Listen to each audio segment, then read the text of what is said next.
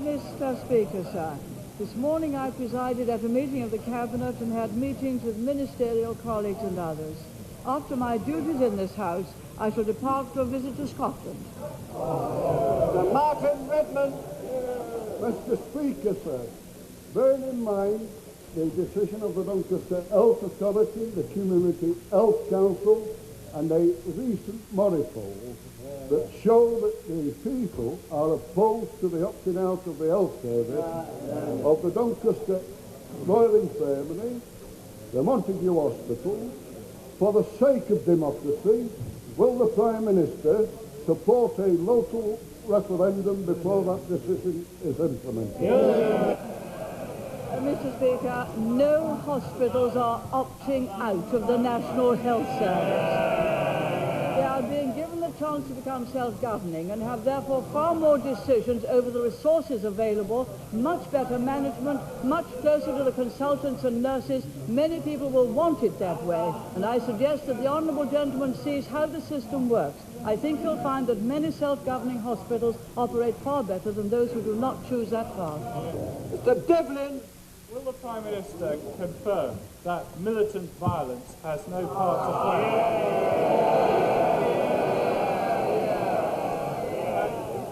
Will she confirm that militant violence has no part to play in the fixing of the community charge in our town halls? Mr. Speaker, I gladly confirm what my honourable friend says. Any violent or intimidatory demonstrations organised, I understand, in an excellent article in the Times today by the militant left, or the negation of democracy, and people should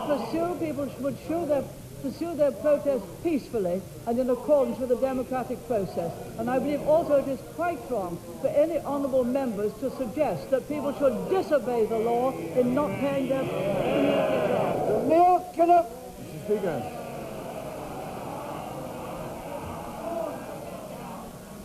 May I first of all agree with everything that the Prime Minister just said, as I've very long made very clear. Mr. Speaker,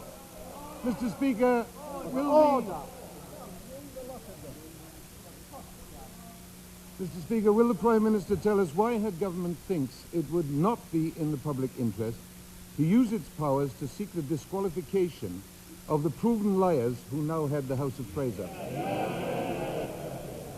Mr. Speaker, my right honourable friend, the Secretary of State for Department of Trade and Industry, answered a question yesterday, or made a statement yesterday in which he answered many of these questions in detail.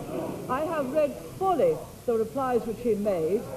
As far as the prosecution is concerned, that is a matter for the prosecuting authorities. As far as the other powers are concerned, it will be for the regulatory authorities. As far as the quasi-judicial decision is concerned, that is for my right honourable friend, the Secretary of State for Trade and Industry. He's made it and answered to the House. Does the Prime Minister agree with the Financial Times that in the Harrods case, the real issue is public confidence in the business and financial system? If her government will not use its powers to disqualify directors who have been shown to be guilty of deliberate and persistent dishonesty, in what circumstances will she ever take action? I have indicated this is a quasi-judicial decision for my right honourable friend, the Secretary of State for Trade and Industry. I refer him to the reply he gave in the House yesterday. I considered the matter most carefully and concluded it would not be in the public interest to seek such an order in this case. Those who read the report, he continued, can make their own assessment of the conduct of those involved. He continued, the provisions of the Act are not intended as a punishment, but as a protection for the public. He went on and gave many other detailed replies. He went on and gave many other detailed replies which I have read, some of them which are of a technical nature, and I rest my own reply upon his. Mr. Speaker, the Prime Minister has still not answered the question coming from both sides of the House. Why did the Secretary of State not use the powers which he so clearly has? The government has powers to act, and by their inaction they are completely contradicting the public interest in the honest conduct of business in Britain.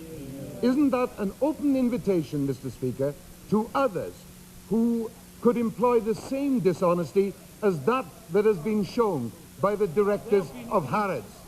Why does the government so favour those who are very guilty when they happen to be very rich?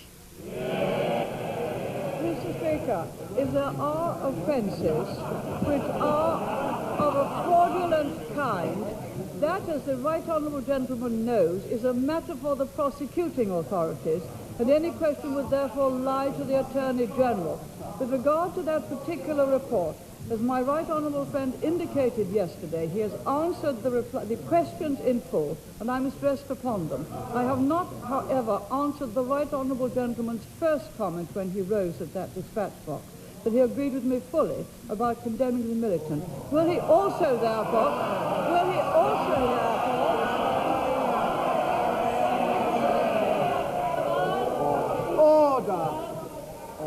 Order.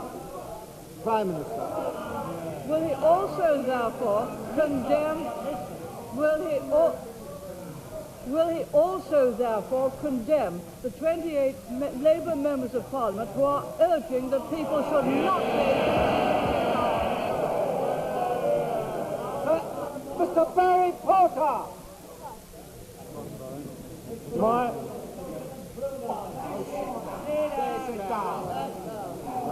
Order! I call the honourable member. Mr. Porter. Find that Mr. Skinner thinks he might be thought of as me. Order! Now, order! The honourable gentleman must contain himself. Mr. Porter. Would my right honourable friend accept from me that a gentleman came to my surgery the other day who advanced some mild reservation about one or two details of the implementation of the community charge? But what really concerned him is that he couldn't understand what the alternative was, and I was unable to give him that information. And I just wondered whether my right honourable friend has any information from Walworth Row which might lead her to be able to... Order! Order! Order! Sit him down! The Prime Minister has no responsibility for what goes on in Walworth Road. Mr. Roy Hughes! I defer the honourable gentleman to reply which I gave some moments ago. Mr. Roy Hughes. Has the Prime Minister's attention been called to the cost of collecting poll tax compared with rates? For example, in Wales, the cost will rocket from 9 million to over 25 million. And all this additional bureaucracy, new equipment, even new buildings, will have to be paid for by the charge payer. In these circumstances, is it not sheer hypocrisy on the part of her government to lecture our local authorities on financial stringency and cost cutting? Mr. Speaker, if more people are paying community charge than we're paying rates, and that is part of the object of the exercise, because 17 million people were not paying rates, many of them will be paying community charge. It will cost more to collect it, but nothing like as much to collect as it would to collect both a roof tax and a local income tax. Andrew Mitchell! Number 3, sir. I defer my honourable friend to reply which I gave some moments ago. Will my right honourable friend utterly condemn the disgraceful and dangerous scenes which we have witnessed in various council chambers across the country in recent days?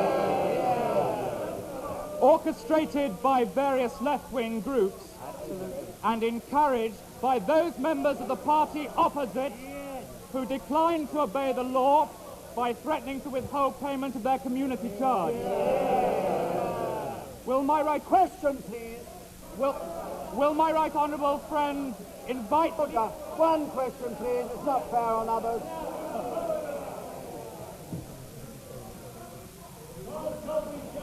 Yes, Mr. Speaker, I utterly condemn the violent scenes which seem to have been organised by the militant tendency.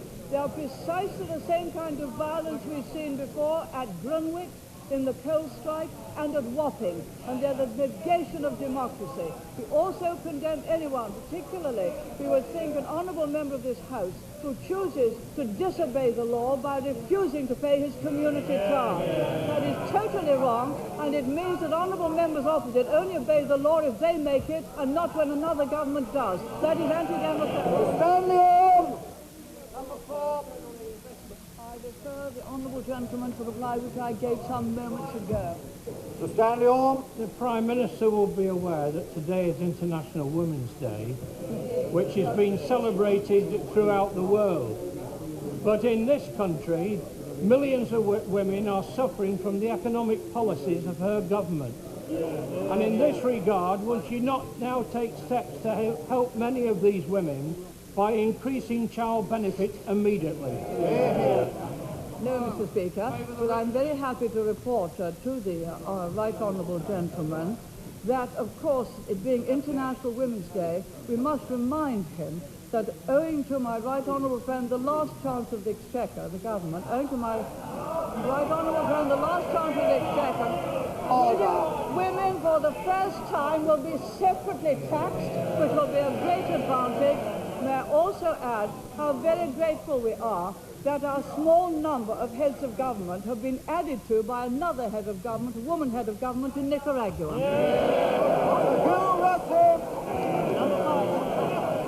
Number 5.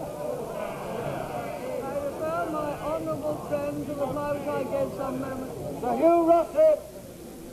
Mr. Speaker, in view of the criticism levelled against the United Kingdom at The Hague yesterday over the proposals to cease the dumping of industrial waste, albeit non-toxic, by 1992 and treated sewage sludge by 1998, can my right honourable friend tell the House what proportion of pollution of the North Sea is due to these current practices, and what proportion is due to the emission of untreated waste of every kind into the rivers Elbe, Weber, Rhine, Moselle, and Mr. Speaker, my right honourable friend, who knows a great deal of these things, knows that trace elements contained in sewage sludge account for only 1% of the total North Sea load. The great amount of contamination in the North Sea comes from the 3 rivers, which he mentioned, the Rhine, the Meuse and the Elbe, which deposit something like 65% of the contaminants into the North Sea, more than 3 times the whole of that deposited by our own rivers. With regard to the sewage sludge point that he mentioned, it will, of course, putting it into the North Sea, will, of course, have to be replaced by burning it on land, which we shall require planning permission for something like 10 incinerators in order to comply with the undertaking we have given. Ashdown. Speaker. Mr. Speaker. Order. Oh, well, he's the leader of the second largest party, Mr. Ashdown.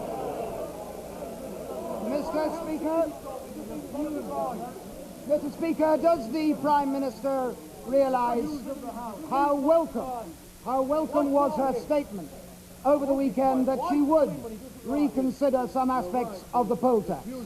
In that process, will she think again about the advantages of local income tax?